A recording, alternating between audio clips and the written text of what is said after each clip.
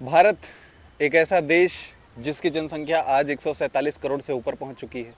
एक ऐसा देश जिसमें हज़ारों करोड़ों लोग, हज़ारों करोड़ों जातियां, जनजातियां, जीव जंतु, सब जानवर, पेड़ पौधे, नदी, हिमालय समेत सब के सब एक साथ रहते हैं। कोई धर्म मायने नहीं रखता, कोई जाति मायने नहीं रखती।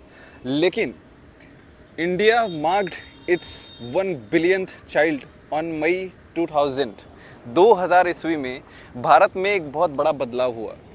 भारत का 1 अरबवां बच्चा पैदा हुआ जो कि एक लड़की थी। मई में एक पैदा हुई।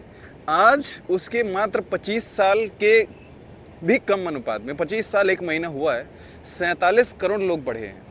आप देख सकते हैं कि एक एक दिन में कितने लोग बढ़ रहे हैं, इस जनसंख्या कितनी बढ़ रही है। उसके अलावा जिस बारे में हम अब बात करने जा रहे हैं वो एक थ्रेट है, वो एक खतरा है जो हमारे सर पे ऐसे मंडरा रहा है कि सबको ले डूबेगा, किसी को नहीं छोड़ेगा।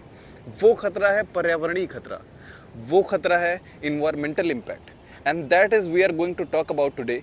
हर एक एस्पेक्ट पर बात होगी। एक ऐसा देश जो इतना समृद्ध था, जो इतना आबाद था कि जब अंग्रेज़ों को फूड हंटिंग और गैदरिंग की भी जानकारी नहीं होती थी, तब यहाँ रामायण और महाभारत हुआ करता था। जब अंग्रेज़ जो उनका युद्ध भी उनके द्वारा वो शिकार किया जाता था, तब यहाँ कूटनीति और गीता लिखी जा रही थी। तब यहाँ सुश्रुत संहिता जैसे ऑपरेशनल यंत्र लिखे जा रहे थे। तब यहाँ रामायण लिखी जा रही थी, गीता वेद लिखे जा रहे थे। आज ऐसा क्या हो गया? भारत की रैंकिंग हैप्पीनेस इंडेक्स में 123 और इंफ्रास्ट्रक्चर इंडेक्स में 151, भ्रष्टाचार सूचकांक में 161, हैप्पीनेस हंगर इंडेक्स जो वर्ल्ड हंगर इंडेक्स जो होता है, मैं कोई भी रिकॉर्ड के खिलाफ नहीं जा रहा हूँ, ऑन रिकॉर्ड हर चीज़ बात है जो वर्ल्ड बैंक की बंद करो। आज ऐसा क्या हो गया कि ये जो चीज़ें हैं भारत के इतने विपक्ष में चली गई, इतनी ख़राब हो गई। हम लोग इसके बारे में बहुत विस्तार से जानने वाले हैं और मैं इंग्लिश सबटाइटल्स का भी यूज़ करूँगा ताकि जो है प्रॉब्लम ना हो इंग्लिश मीडियम वालों को भी। तो जो वर्ल्ड हैप्पीनेस इंडेक्स है, जो वर्ल्ड हंगर इंडेक्स है, जो इंफ्रास्ट्रक्चर इंडेक्स है, जो पॉपुलेशन इंडेक्स है, उन सभी चीज़ों में भारत का जो रोल है, भारत जो इतना पीछे चला गया है, जो डेवलप्ड कंट्री से अंडर डेवलप्ड और अनडेवलप्ड, आज चले आज ऐसा क्या हो गया कि भारत की जो रैंकिंग है, वो जो इंफ्रास्ट्रक्चर है, जो सोशल स्ट्रक्चर है, जो जितने भी सामाजिक समता सूचकांक हैं, उन सब में भारत को एक अंडर डेवलप्ड कंट्री की दर्जा दी गया है। क्योंकि भाई ऐसा क्या हुआ जो भारत एक महान राष्ट्र से, एक समृद्ध राष्ट्र से आज एक बहुत गरीब और एक बहुत विकासशील राष्ट्र के जो है उसमें आ गया। What has happened during that period of Mahabharata and Ramayana and that this period of modern era and today, we are going to discuss about this topic in very brief। कि ऐसा क्या हुआ, कितने लोग आए, क्या अंग्रेज़ों की वजह से है, क्या सब सिर्फ अंग्रेज़ों की वजह से है, या भारत के लोगों का उसमें हाथ है। भारत के लोगों की मेंटेलिटी क्या है, मानसिकता क्या है। क्योंकि जब भारत को आज़ादी मिली तो भारत की आज़ादी, उसमें इंटरनेट का ज़माना तो था नहीं ये काटना पड़ेगा जो ये क्लिप जो है, इंटरनेट का ज़माना तो था नहीं। उस समय जो था ज़माना, वो लोगों को, हर एक इंसान को पंडित नेहरू जी को भिजवाना पड़ा लोगों को बताने के लिए कि आप आज़ाद हो गए हैं। तो लोगों का रिप्लाई क्या था? लोगों का रिप्लाई ये था कि अब हमें किसके अंडर में काम करना होगा, अब हम किसकी बात मानेंगे। ये जो गुलामी है, ये जो गुलामी की जंजीर है, वो यहाँ से है। आप मुस्लिम आक्रांताओं को देखेंगे, जो मुस्लिम इन्वेडर्स थे जिन्होंने इन्वेजन किया, चाहे वो तुगलक हों, चाहे वो खलजी हों, चाहे वो दिल्ली सल्तनत के हों, या मुग़ल हों, या तुर्क हों, या पहलगाम हो, कोई भी हो, चेहलगानी हो, लेकिन उनका एक आक्रमण करने का, एक इन्वेजन करने का एक तरीका होता था। वो उस तरीके के खिलाफ नहीं जाते थे। उनका ये था कि आप इस नदी पे चढ़ाई कीजिए, इस नदी पे आप आइए और जो है तोड़ ताड़ के लूट के चले जाइए। लेकिन अंग्रेज कभी भी हिंसात्मक दरवाज़ा नहीं खोलते थे।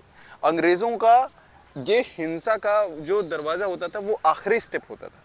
वो दिमाग पर कॉलोनाइज करते थे, वो हर जगह नहीं जाते थे, वो युद्ध नहीं करते थे, वो बातों को समझते थे, वो लोगों की जो है दिमाग को कॉलोनाइज करते थे, वो दिमाग के ऊपर आते थे अपने लैंग्वेज को, अपने कल्चर को, अपने रिलीजन को उन पर थोपना होता था। ऐसी सारी चीज़ें हैं। आज हम इस बारे में बात करने वाले हैं कि क्या जो इन्वायरमेंटल इम्पैक्ट है वो हमें किस तरीके से प्रभावित कर रहा है और इसका उस बात से क्या संबंध है जो मैंने अभी किया, उस बात की जिक्र मैं क्यों कर रहा हूँ इस टॉपिक पे जो कि इन्वायरमेंटल है। भारत एक ऐसा देश है जहाँ बहुत सारे लोग, बहुत सारी जातियाँ एक साथ रहती हैं, जहाँ लोगों को एक बात के लिए कन्विंस करना कितना मुश्किल होता है ये सिर्फ भारत के लोगों को पता है। आज भारत की ये दशा है कि भारत अगर विश्व में सबसे बड़ा क्लाइमेट चेंज की जो क्राइसिस है वो इम्पैक्ट करेगी तो भारत पे सबसे ज़्यादा इम्पैक्ट पड़ने वाला है, क्योंकि भारत 3 तरफ से समुद्र से घिरा है। भारत के हिमालयन रीजन्स को खतरा है और हिमालय भारत का सबसे बड़ा सोर्स है पानी का, न सिर्फ पानी का बल्कि एक सुरक्षा का भी, एक सोर्स का भी। ये जो हमारे पीछे नदी है जिसको गंगा बोलते हैं, ये भी हिमालय से आती है। ये भी हिमालय के गंगोत्री हिमनद से निकलती है, ग्लेशियर से निकलती है। इसके अलावा कई सारी नदियों का सोर्स है हिमालय। उसके अलावा चीन भारत का बॉर्डर है। उत्तर एशिया से आने वाली जो सर्द हवाएं होती हैं वो हिमालय रोकता है और उनको आगे नहीं आने देता है। बहुत सारी चीज़ें ऐसी हैं जो हिमालयन रीजन्स के अलावा और कहीं नहीं देखी जाती, चाहे वो पेड़ पौधे हों या कोई जानवर हो, इन सब को भी खतरा है। हम क्या कर सकते हैं इस बारे में, हम क्यों नहीं जाग रहे हैं इस बारे में? आप सोचिए, एक बहुत बड़ा खतरा हमारे सर पे मंडरा रहा है। हम अगर जल्दी ही कुछ नहीं करेंगे तो आगे हम कुछ करने के योग्य नहीं रह जाएंगे। आगे हमारे ऊपर ये जो कचरा बह रहा है, ये एक समय पे बहुत शुद्ध नदी हुआ करती थी। एक समय पे, आज भी इनको मां मानते हैं लोग, लेकिन वो श्रद्धा इनका काल बन गई है। क्यों ऐसा है कि लोगों को समझ नहीं आ रहा है कि हमें क्या करना चाहिए? क्यों ऐसा है कि लोग समझ नहीं पा रहे हैं कि ये इन्वायरमेंटल इम्पैक्ट लोगों के ऊपर कितना प्रभाव डालने वाला है? हॉकर्स वेंडर तो कभी बाहर निकल ही नहीं पाएंगे, क्योंकि धूप, बारिश, ठंडी सब एक्सेस पर होने वाला है। आप सोचिए, एक ऐसा युग आने वाला है कि कोई जिंदा नहीं रहेगा, सबको भागना पड़ेगा। इसके पीछे न सिर्फ गरीब हैं बल्कि अमीर भी हैं, लेकिन दोनों हैं। आप किसी एक को उत्तरदायी नहीं ठहरा सकते, किसी एक को गलत नहीं मान सकते, क्योंकि गरीबों की गलती क्यों है? आप उन्हें इजाज़त दे रहे हैं गलती करने की, इसलिए आपकी गलती है। उनके जो प्राइवेट जेट्स की कीमत है वही उतनी है जितना आप इमिशन कर देते हैं। आप आचार्य प्रशांत को सुनेंगे, मैं तो बहुत ज़्यादा ब्रीफ में नहीं जाऊँगा, ना ही मैं कोई सोर्स प्रोवाइड करूँगा, लेकिन वो सीधा सीधा बताते हैं कि जो खेती हो रही है, जो पेड़ कट रहे हैं, जो अनावरण घट रहा है, जो इंफ्रास्ट्रक्चर बढ़ रहा है धीरे धीरे, लेकिन उसके अनुसार हिसाब से आप जनसंख्या बढ़ रहा है, लेकिन भाई जगह तो है नहीं भारत में। ये बहुत बड़ा इम्पैक्ट डालने वाला है, बहुत बड़ा इम्पैक्ट डालने वाला है। इसका सॉल्यूशन सिर्फ और सिर्फ लोगों के हाथ में है। उन्हें जागरूक करना होगा, उन्हें पढ़ाना होगा, उन्हें शिक्षा देना होगा कि क्या हो रहा है, इसका उपाय क्या है, इसको कंट्रोल कैसे किया जा सकता है, इसकी रेमेडीज़ क्या क्या है। हम इसके बारे में और बात करेंगे। धन्यवाद।